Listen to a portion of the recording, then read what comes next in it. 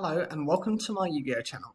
So as part of the stream, I'm going to be looking at a different archetype that doesn't get seen or recognized that often, and probably for those of you who don't play the game or are newer to the game, have probably never heard of the Sphinx archetype. It's just a very small set of monsters, and actually it's quite surprising that a newer card, and I would say Trimid Sphinx, would technically be part of the archetype, even though it is of its own kind of subcategory of archetype, the Triamids. It all comes ironically under the same conditioning. So the first card is Sphinx. This is an light attribute beast type, level 10 with 3,000 attack and 2,500 defense. You can pay 500 life points to special summon this card when Pyramid of Light is on the field. This card cannot attack during the turn that is normal or summoned or special summoned. This card cannot be special summoned from the graveyard. If this card destroys a defense position monster as a result of battle, inflict damage to your opponent's life points equal to half the attack of the destroyed monster. This is one of the cards that was introduced within the original film, The Pyramid of Light, and it's alongside another couple of cards. It was used by Anubis, who was the Lord of the Dead, whose emphasis was to control the planet Earth and to fill it with the dark spirits that had been trapped alongside him. He did take over Seto Kaiba by putting the Pyramid of Light card within Seto Kaiba's deck, which he knew he would use in order to both affect the Pharaoh and to start draining the Pharaoh's energy to bring himself back from the dead. In terms of, monsters, it's incredibly impressive for what it is. For a level 10, normally these have very specific conditions and are really annoying to bring out. You just have to pay 500 life points and have the Pyramid of Light on the field to begin with. It's not a difficult condition to meet, but it does come with the downside that it cannot attack on the first turn it is summoned. This isn't too big of an issue, considering that every turn you can guarantee doing some burn damage to your opponent every time it manages to get over one of your opponent's monsters. And for a beast type, it's probably one of the more impressive ones out there. Sphinx is a level 10 light attribute beast type monster with 2,500 attack and 3,000 defense. So its attack and defense are the reverse of Sphinx. The effect, you can pay 500 life points to special summon this card when Pyramid of Light is on the field. This card cannot attack during the turn that is normal or special summoned. This card cannot be special summoned from the graveyard. If this card destroys a defense position monster as a result of battle, inflict damage to your opponent's life points equal to half of the defense of the destroyed monster. Typically, if your opponent is playing something in defense mode, its defense stat will be higher than its attack stat, or you can always manipulate your opponent's moves so that they do go into defense mode. The best thing about these two cards is it punishes your opponent either way. Either they have something in attack mode, which means that they take the battle damage from, just being beaten by those cards, or if they're trying to play defensively, they're punished as well through suffering from burn effect damage. Thinian the Great Sphinx is a level 10 light attribute beast type monster with 3,500 attack and 3,000 defense. Its effect is this card cannot be normal summoned or set. This card cannot be special summoned except by paying 500 life points when both Sphinx and Sphinx Telea on your side of the field are destroyed at the same time. Then you can special summon this card from your hand or deck. When this card is special summoned successfully, you can pay 500 life points to increase the attack of this card by 3,000 points until the end of the end phase. I don't like the design of this card. I think for a boss monster, it's actually weaker than the other two cards. Yes, it has potential to become 6,500 attack, but if this is summoned on your opponent's turn, but when they end their turn, that's it. It goes back to 3,500. That's essentially 500 points stronger than Andro's Sphinx, or 1,000 points stronger than Sphinx Telea. You could just use, I don't know, something like Acts of Despair, and it would instantly become stronger than this card. It can be destroyed during your turn as well, so to trigger that effect, it's almost doubling its attack. That could be useful, but it's just a pure battle, straight out battle phase type of monster, and those types of monsters have been phased out so quickly within the past few years. Anything that just has a standardized effect like that is usually forgotten about. Now, you might be wondering to yourselves, how do you actually bring Thynian the Great Sphinx out, considering that destroying those two other monsters can be a task in and of itself, because you're going to have to rip those two cards away already. Yes, you have cards such as Dark Hole. You do have various other cards, such as if your opponent uses Mirror Force, or some other mutual destruction effects that can trigger. The downside of that is that's relying too heavily on very specific cards. So this is why I'm going to cover Pyramid of Light now. This is a continuous trap card, which was the key card used by Anubis. It was essentially used to in the anime, protect Seto Kaiba against the Egyptian god cards, as they couldn't stand being around the Pyramid of Light. However, they don't actually have any interaction within the card game, anything to do with god cards, unfortunately. It's a continuous trap card with the effect, if this face card is removed from your side of the field, you destroy Andro's Sphinx and Sphinx Telea on your side of the field, and you remove them from play. This is the key card. Essentially, the second you get rid of this card, it doesn't matter how it's gotten rid of from the field. It could be returned to the hand, could be sent to the graveyard, sent back to the deck. So long as it's removed from the field, it triggers that effect. So that's how you get your Thynian the Great Sphinx out.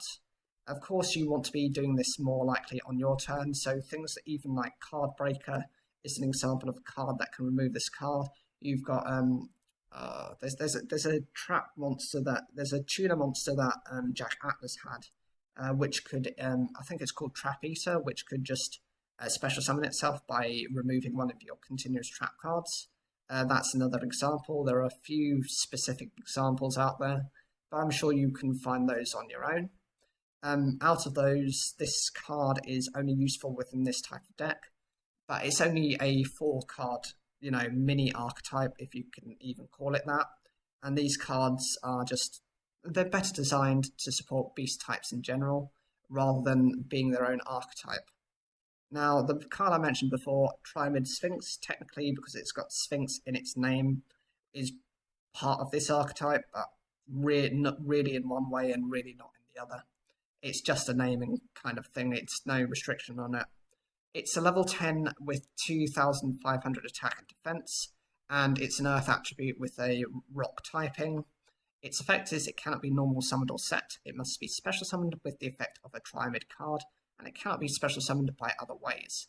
If a face-up Trimid card you control, except itself, is destroyed by battle or card effects, you can special summon this card from your hand.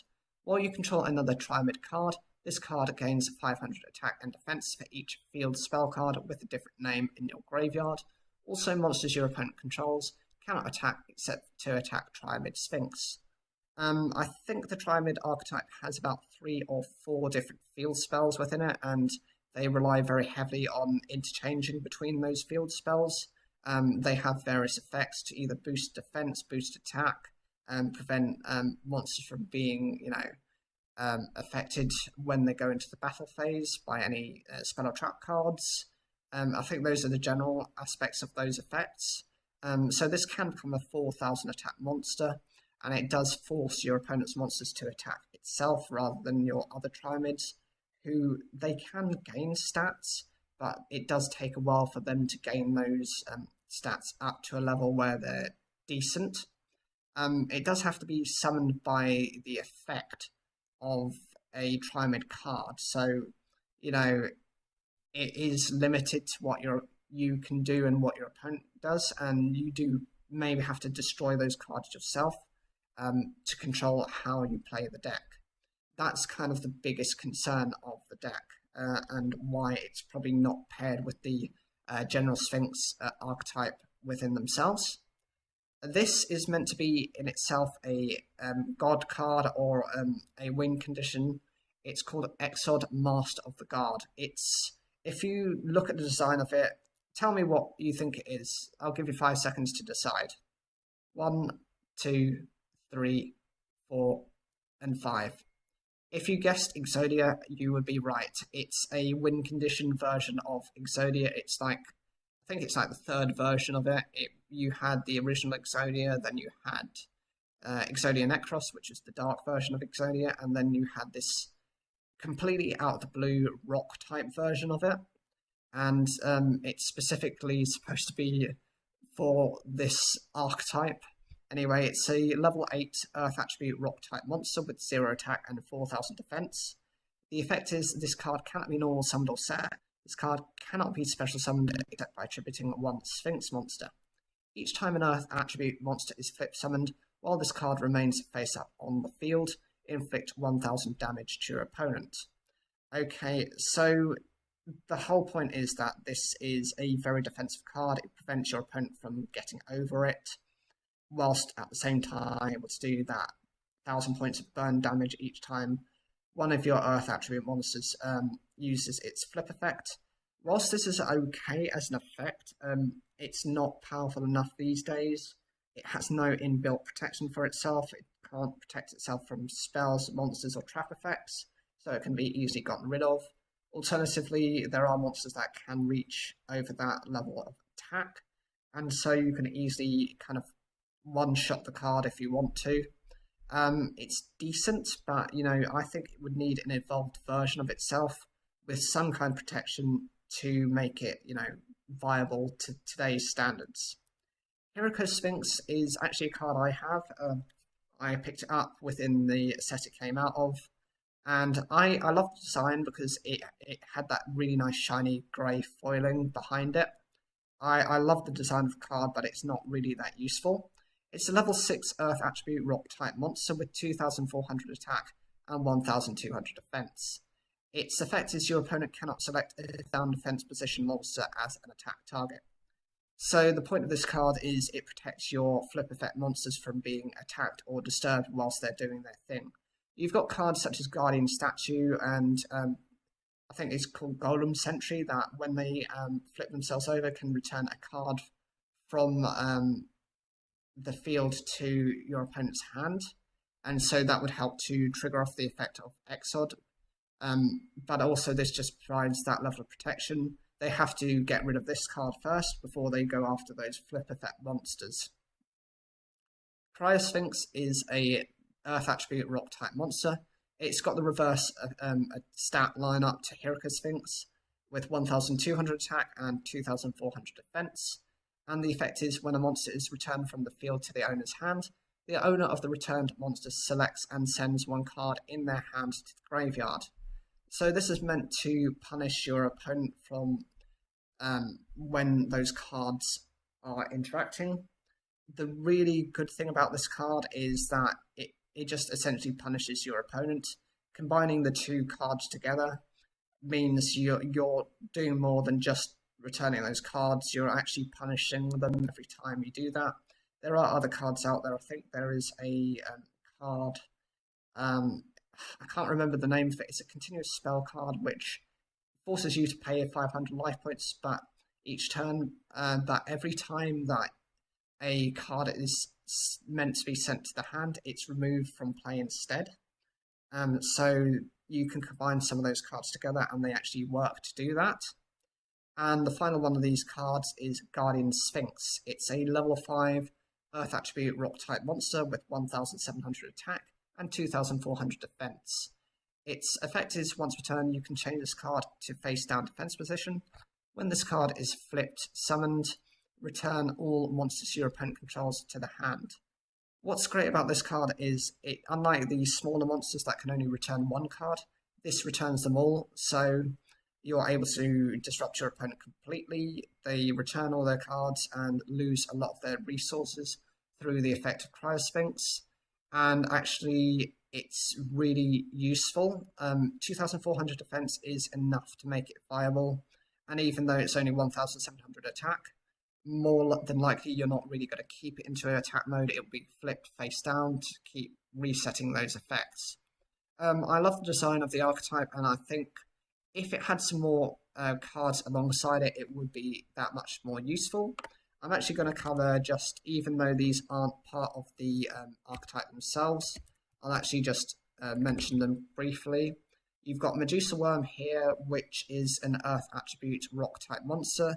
It's a level 2 with 500 attack and 600 defense. The effect is once per turn, you can flip this card into face down defense position. When this card is flip summoned, destroy one monster on your opponent's side of the field.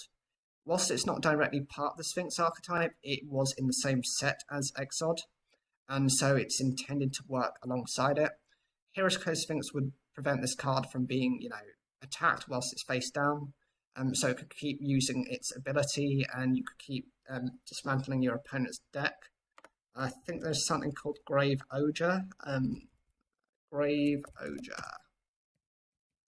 That's it. That's the one. It's a Earth attribute rock type level 4 with 1,600 attack and 1,500 defense.